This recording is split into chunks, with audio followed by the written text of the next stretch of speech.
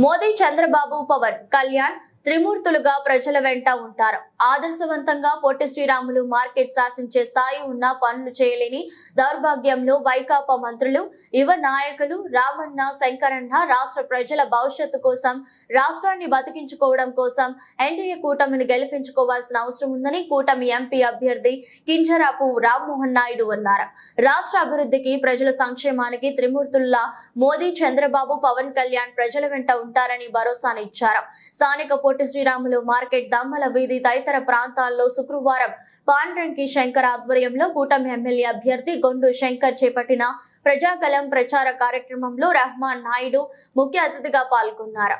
Telugu Desam, Janasena, BJP నాయకులు, కార్యకర్తలు, అభిమానులు కలిసిరాక యువ నాయకులు కింజరాపు రామ్మోహన్ నాయుడు, గొండు శంకర్ ఇంటింటి ప్రచారం చేసి మార్కెట్ లో పర్యటించారు. ఈ సందర్భంగా రామ్మోహన్ నాయుడు మాట్లాడుతూ, గతంలో టీడీపీ పాలనను, గత 5 ఏళ్లలో వైసీపీ పాలనను ప్రజలు బేరీజు వేసుకోవాలన్నారు. జగన్ పాలనలో కష్టాలు, నష్టాలే తప్ప ఏ వర్గము ఆనందంగా లేదని చెప్పారు. ఎప్పుడు ఎవరికి ఏ సమస్య వచ్చినా బాబు హయాంలో నాయకులు, అధికారులు ప్రజలకు అందుబాటులో ఉండేవారని, సమస్యలపై తక్షణమే స్పందించే ఘనాన్ని చంద్రబాబు నాయకత్వం అందించిందని అన్నారు. వైకాపా హయాంలో మీ వెంట నేనున్నా అంటూ చెప్పే ధైర్యం ఒక్క నాయుడికి లేదని తెలిపారు.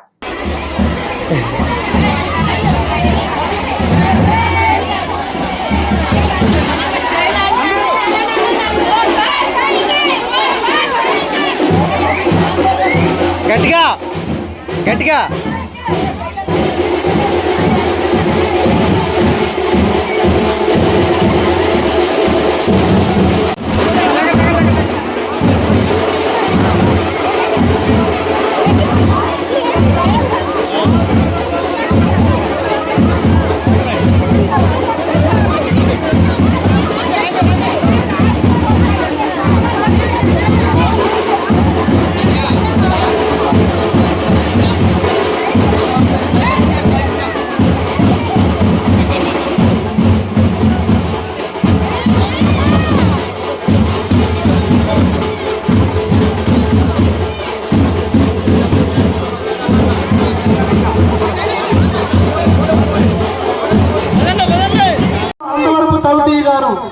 అందుకే ఇక్కడ పొట్టి శ్రీరాములు జంక్షన్ ఆల్రెడీ ఆయన మహానుభావుడి పేరు మీద ఉంది కనుక రేపు రాబోయే రోజుల్లో మీ అందరితో ఆలోచించి మీ అందరి నిర్ణయం మేరకు ఈ మార్కెట్ ని అంతవరకు తౌటి మార్కెట్ గా మార్చుకుందామని కూడా నేను తెలియజేసుకుంటూ, ఇంకా మిగతా మాట్లాడాల్సి అంతా మన అన్న రామన్న గారు మాట్లాడి మనకు దిశానిర్దేశం ఇస్తారని నేను తెలియజేసుకుంటూ, ఈ అవకాశం ఇచ్చిన పెద్దలందరికీ నేను ఒక ఎన్డీఏ అభ్యర్థిగా శ్రీకాకుళం నియోజకవర్గం నుండి, అలాగే పార్లమెంట్ అభ్యర్థిగా కింజరాపు రామన్న గారు ముచ్చటగా 3వ హ్యాట్రిక్ కొడతారు కనుక అత్యధిక మెజార్టీతో ఆయనకు, అలాగే ఎమ్మెల్యే అభ్యర్థిగా నాకు, ఒక సామాన్య కుటుంబం నుండి వచ్చిన నేను 40 సంవత్సరాలు పార్టీకి సేవ చేసిన మా కుటుంబాన్ని గుర్తించి జాతీయ పార్టీ అధ్యక్షులు నారా చంద్రబాబు నాయుడు గారు, లోకేష్ అన్న గారు కూటమిని ఒప్పించి నాకు సీట్ ఇవ్వడం జరిగింది. నేను ఒక సామాన్య వ్యక్తిని ఎమ్మెల్యే అవ్వకూడదా? మీరే చెప్పండి. అందుకు మీరందరూ ఆశీర్వదించి నన్ను అసెంబ్లీకి పంపించి రామన్నకు కేంద్రంలో నరేంద్ర మోడీ గారి గిఫ్ట్ గా, నాకు చంద్రబాబు నాయుడు గారి గిఫ్ట్ గా ఇస్తే మీకోసం ఆర్మీసులు మా ఇద్దరం రాత్రి పౌరులు లేకుండా ఇక్కడ మార్కెట్ కోసం, శ్రీకాకుళం నియోజకవర్గం కోసం అభివృద్ధి పనులలో మేము ముందుకు తీసుకెళ్తాం. స్టేడియం ని కంప్లీట్ చేస్తాం, అలాగే రైల్వే స్టేషన్కి వెళ్లే దారిని కంప్లీట్ చేస్తాం. ఇక అన్న రామన్న ఈ దేశంలో ఏకైక ఎంపీ ఎవరైతే ఆయన నిధుల్ని 100% యూటిలైజ్ చేశారంటే అది ఆ కీర్తి ఘనత ఓన్లీ రామన్నకే దొక్కుతుంది. అలాగే ఈ రోజు నేషనల్ హైవే శ్రీకాకుళం వరకే వచ్చినప్పటికి కూడా నర్సనపేట వరకు పొడిగించారంటే అది కేవలం కింజరాపు రామన్న వల్ల జరిగింది. నర్సనపేట నుండి ఇచ్చాపురం వరకు 17 బ్రిడ్జిలేసి జిల్లా వాసులకి ఎంతో మేలు చేకూర్చారు. విదేశాల్లో చిక్కుకున్న యువకులు గాని, అలాగే చనిపోయిన వారికి కానీ, అలాగే ఎంబసీతో మాట్లాడి అర్జెంట్ గా వాళ్ళని రప్పించడంలో గాని ఆయనే సాటి ఎంతో నిజాయితీతో, ఎంతో నిక్కచ్చితో ప్రతి ఒక్కరిని శ్రీకాకుళం నియోజకవర్గాన్ని తన సొంత కుటుంబంగా భావించి ఎన్నో కార్యక్రమాలు చేయడం జరిగింది. ఇక రాష్ట్రం అంధకారంలో ఉంది. ఈ రాష్ట్రం కోసం, జిల్లా సమస్యల కోసం పార్లమెంట్ లో ఎన్నో సార్లు ఆయన వాణి వినిపించి, అలాగే విదేశాల్లో కూడా ఎన్నో వేదికల పైన ఆయన మన శ్రీకోలు ఖ్యాతిని ఇనుమడింపు చేశారు. కీర్తి శేషులు శ్రీ కిందరాపు ఎర్రన్నాయుడు గారి ముందు బిడ్డ ఆయన వారసుడు పుణికి పుచ్చుకొని మనందరికీ ఆశాజ్యోతి అయినటువంటి కిందరాపు రామయ్య గారికి మరొకసారి మీకు పేరును అడుగుతున్నా. అత్యధిక మెజార్టీతో హ్యాట్రిక్ దిశగా ఆయన గెలిపించాలి. 2 లక్షల పైసలకు ఓట్లతో మనం గెలిపించాలి. అలాగే నన్ను కూడా ఎమ్మెల్యే అభ్యర్థి నన్ను కూడా అత్యధిక మెజార్టీతో గెలిపించాలని కోరుకుంటూ, ఇంత ఎండ సైతం చేయకుండా మీరందరూ ఎంతో ప్రేమాభిమానాలు చూపించిన మీ అందరికీ పేరున నా హృదయపూర్వక పాదాభివందనాలు తెలియజేసుకుంటూ, జై తెలుగుదేశం, జై ఎన్డీఏ, నారా చంద్రబాబు నాయకత్వం, నరేంద్ర మోడీ గారి నాయకత్వం, పవన్ కళ్యాణ్ గారి నాయకత్వం, రామ్మోహన్ నాయుడు గారి నాయకత్వం.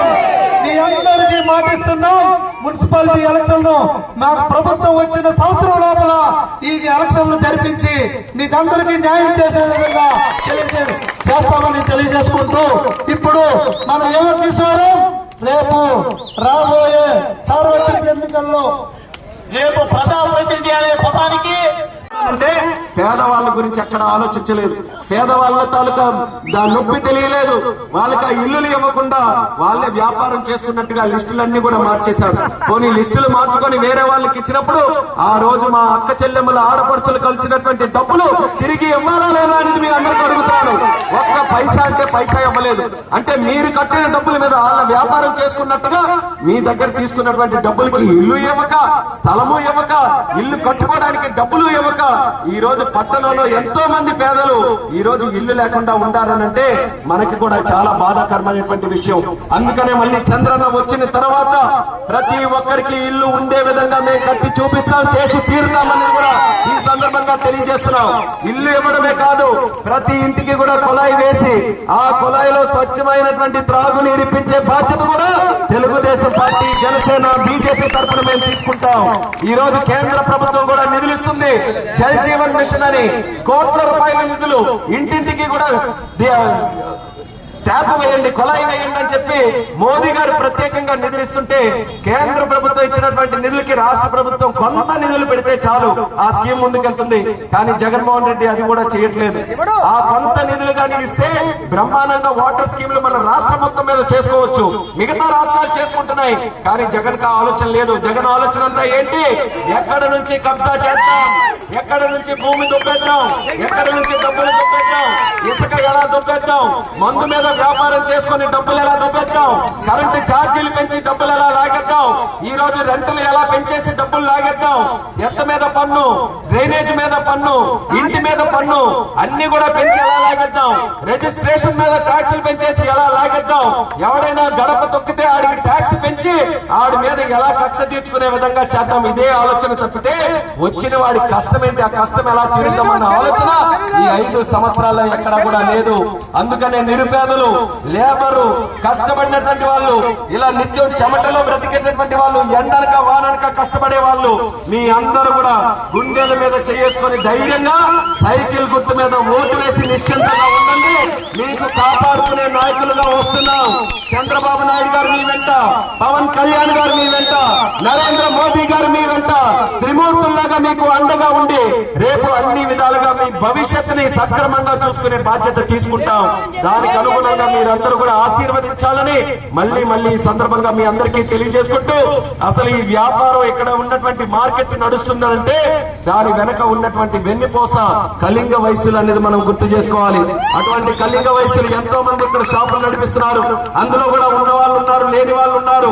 అటువంటి వ్యక్తులు అందరినీ కూడా చూసుకొని ఆ రోజు 2014లో మన ప్రభుత్వం వచ్చిన తర్వాత 100 రోజుల్లోనే వాళ్ళకి బీసీ చేసినటువంటి కార్యక్రమం మన తెలుగుదేశం పార్టీ చేసిందని గుర్తు చేస్తున్నాను.